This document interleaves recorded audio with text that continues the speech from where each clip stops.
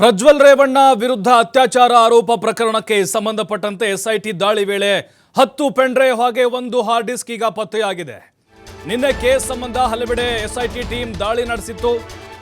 ಅದರಲ್ಲೂ ಮಾಜಿ ಶಾಸಕ ಪ್ರೀತಮ್ ಗೌಡ್ರ ಆಪ್ತ ಚೇತನ್ ಆಗಿರಬಹುದು, ಲಿಖಿತ್ ಆಗಿರಬಹುದು, ಕ್ವಾಲಿಟಿ ಸತೀಶ್ ಆಗಿರಬಹುದು, ಸಾಕಷ್ಟು ಕಡೆಗಳಲ್ಲಿ ದಾಳಿಯನ್ನ ಮಾಡಿದ್ರು. ಅಲ್ಲೀಗ 10 ಪೆನ್ಡ್ರೈವ್ ಒಂದು ಹಾರ್ಡ್ ಡಿಸ್ಕ್ ಇದೆ. ಹಾಸನ, ಬೆಂಗಳೂರು ಸೇರಿ ಹಲವು ಸ್ಥಳಗಳಲ್ಲಿ ರೇಡನ್ನ ಮಾಡಿದ್ರು.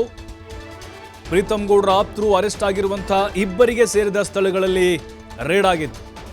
10 ಪೆನ್ಡ್ರೈವ್ ಒಂದು ಹಾರ್ಡ್ ಡಿಸ್ಕ್ ಅನ್ನ ವಶಪಡೆದು FSLಗೆ ರವಾನೆ ಮಾಡಿದ್ದಾರೆ.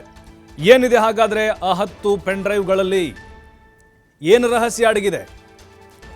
ಯಾಕಂತ ಹೇಳಿದ್ರೆ ಪ್ರೀತಮ್ ಗೌಡರ ಆಪ್ತರೇನಿದ್ದಾರೆ ಅಂತ ಹೇಳಲಾಗ್ತಾ ಇದೆ. ಅವರು ಹಂಚಿಕೆ ಮಾಡಿದ್ದಾರೆ ಪೆನ್ಡ್ರೈವ್ ಅನ್ನ, ಅವರಿಂದಲೇ ಹಂಚಿಕೆಯಾಗಿದ್ದು ಅನ್ನುವಂಥ ಅನುಮಾನದ ಮೇಲೆ ಅವ್ರನ್ನ ಅರೆಸ್ಟ್ ಕೂಡ ಮಾಡಿದ್ದಾರೆ. ಈಗಾಗಲೇ ಕಸ್ಟಡಿಗೆ ತೆಗೆದುಕೊಂಡಿದ್ದಾರೆ. ಹೊಳೆನರಸೀಪುರ ಆಗಿರ್ಬೋದು, ಹಾಸನ ಆಗಿರ್ಬೋದು, ಬೆಂಗಳೂರಿನಲ್ಲೂ ಕೂಡ ರೇಡನ್ನು ಮಾಡಿದರು. ಬಟ್ ಈಗ ಈ ಪ್ರಕರಣಕ್ಕೆ ಹೊಸ ತಿರುವು ಸಿಗುವಂತಹ ಸಾಧ್ಯತೆಗಳಿದ್ದಾವೆ. ಈ ಪೆನ್ಡ್ರೈವ್ಗಳಲ್ಲಿ ಅಡಗಿರುವಂತಹ ನಗ್ನ ಸತ್ಯ ಏನು? ಚೇತನ್ ಮತ್ತು ಲಿಖಿತ್ ಗೌಡ ಸ್ಥಳ ಮಜರಾಯಿತು, ಎಲ್ಲ ಅವ್ರನ್ನ ಕರ್ಕೊಂಡು ಹೋಗಿ ಅದಾದಮೇಲೆ ಈಗ 10 ಪೆನ್ಡ್ರೈವ್ಗಳೇನು ಸಿಕ್ಕಿದ್ದಾವೆ ಅದರ ವಿಚಾರಣೆ ಕೂಡ ನಡೆಯುತ್ತೆ. FSLಗೆ ರವಾನೆ ಮಾಡಿದ್ದಾರೆ. ಇವ್ರದ್ದು ಪಾತ್ರ ಏನಾದರೂ ಇದೆಯಾ? ಯಾರ ಸೂಚನೆ ಮೇರೆಗೆ ಮಾಡಿದ್ದೀವರು? ರಾಜಕೀಯ ಹಿನ್ನೆಲೆ ಏನಾದರೂ ಇರಬಹುದಾ ಇಲ್ಲಿ ಹಾಸನದಲ್ಲಿ? ಈ ಎಲ್ಲ ಆಯಾಮಗಳಲ್ಲೂ ಕೂಡ ತನಿಖೆ ನಡೆಯುತ್ತೆ. ಯಾಕಂತ ಹೇಳಿದ್ರೆ ಈಗ ಪ್ರಜ್ವಲ್ ರೇವಣ್ಣ ಅವರ ಈ ಅಶ್ಲೀಲ ವಿಡಿಯೋ ಪ್ರಕರಣಕ್ಕೆ ಸಂಬಂಧಪಟ್ಟಂತೆ ಸಾಕಷ್ಟು ಜನರು ಕೂಡ ಈಗ ಅರೆಸ್ಟ್ ಆಗ್ತಾನೆ ಇದ್ದಾರೆ.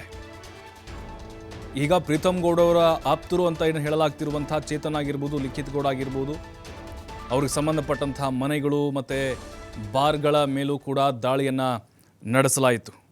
ಹಾಗಾಗಿನೇ ಈಗ FSL ವರದಿ ಬಂದ ಮೇಲೆ ಅಸಲಿ ಸತ್ಯ ಗೊತ್ತಾಗುತ್ತೆ. ಆ ಪೆನ್ಡ್ರೈವ್ದಲ್ಲಿ ಇರುವಂತಹ ರಹಸ್ಯ ಆದರೂ ಏನೋ, ಹಾರ್ಡ್ ಡಿಸ್ಕ್ನಲ್ಲಿ ಏನೆಲ್ಲ ಸೇವ್ ಮಾಡಿಕೊಂಡಿದ್ರು, ಬೇರೆ ಕಡೆ ಎಲ್ಲಾದರೂ ಹಂಚಿಕೆ ಮಾಡಿದ್ರಾ ಇವರು, ಮನೆಯಲ್ಲಿ ಸಿಸ್ಟಮನ್ನು ಇಟ್ಕೊಂಡು ಸೇವ್ ಮಾಡ್ಕೊಂಡಿದ್ರಾ? ಯಾಕಂದರೆ ಸಾಕಷ್ಟು ವಸ್ತುಗಳನ್ನು ಕೂಡ ಈಗ SIT ಅಧಿಕಾರಿಗಳು ವಶಕ್ಕೆ ತೆಗೆದುಕೊಂಡಿದ್ದಾರೆ. ಬಟ್ ಇದು ಮೇಜರ್ ಟ್ವಿಸ್ಟ್ ತೆಗೆದುಕೊಳ್ಳುವಂತಹ ಸಾಧ್ಯತೆಗಳು ದಟ್ಟವಾಗಿದೆ.